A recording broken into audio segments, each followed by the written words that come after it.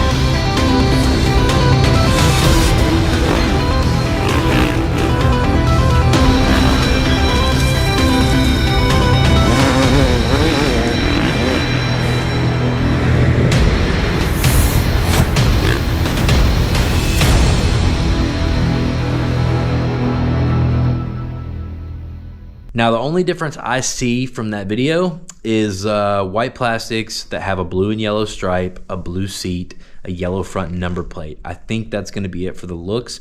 And then as far as function, the only difference I know of that we're getting is we're getting black anodized Excel wheels instead of the black DID wheels that normally come with these bikes.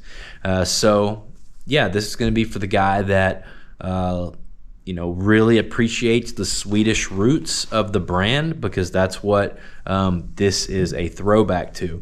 This is going to be for a guy that maybe, his dad had one of these old Huskies, or, sitting around in the garage, and you really appreciate the brand and the look and the heritage. This bike is going to be for you. So I think it looks cool.